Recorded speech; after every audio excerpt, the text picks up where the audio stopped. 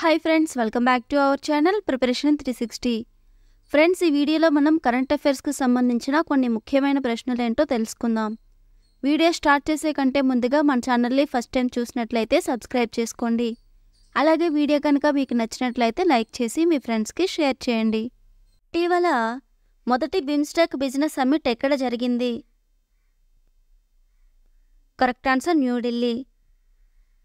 ఇటీవల వార్తల్లో నిలిచిన C-130J సూపర్ హెర్క్యులస్ అనే ఎయిర్క్రాఫ్ట్ ఏ దేశంకి చెందినది? Correct answer Bangladesh. ఇటీవల ministry of environment, forest and climate change ఏ రాష్ట్రాల్లో 2 కొత్త నెమలి అభయారణ్యాలను ఏర్పాట్లు చేయనట్లు తెలిపింది? Correct answer Karnataka and Kerala. South ఆఫ్రికాకి చెందిన T20 లీగ్ అయిన SA20 లీగ్కి ఎవరిని లీగ్ అంబాసిడర్గా నియమించారు? Correct answer Dinesh Karthik. ఇటీవల ఉపస్థితి అనే పోర్టల్ని ఏ రాష్ట్రం ప్రారంభించింది?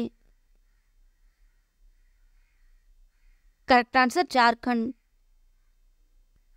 ఇటీవల కాలంలో భారతదేశంలో అస్ట్రా MK1 క్షిపణిని ఏ కంపెనీ తయారు చేస్తుంది? Correct answer Bharat Dynamics. Disaster ఇన్సూరెన్స్ని అమలు చేయనున్న దేశంలోని మొదటి రాష్ట్రం ఏది? Correct answer Nagaland.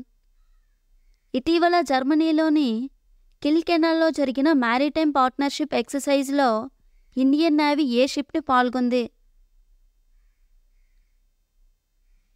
Correct answer INS టాబర్.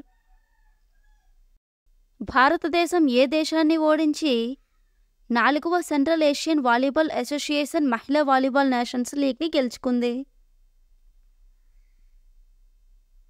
Correct answer Nepal.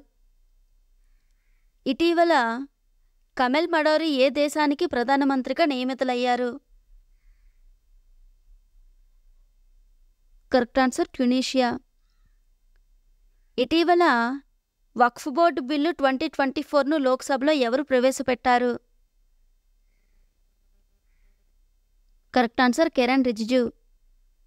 ఇటీవల ఏ దేశం విండ్ డెమాన్గా పిలువబడే గాలి నుండి ఉపరితలంపై ప్రయోగించే క్షిపణిని ఆవిష్కరించింది? Correct answer Israel. ఇటీవల Rim of the Pacific exercise 2024 వద్ద జరిగిన నావల్ గన్ఫైర్ సపోర్ట్ కాంపిటీషన్లో గెలిచిన భారతీయ నౌక ఏది?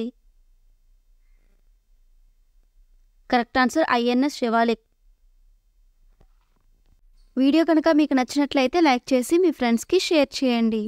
అలాగే మన ఛానల్ని సబ్స్క్రైబ్ చేసుకుని పక్కనే ఉన్న బెల్ ఐకాన్ని క్లిక్ చేయండి.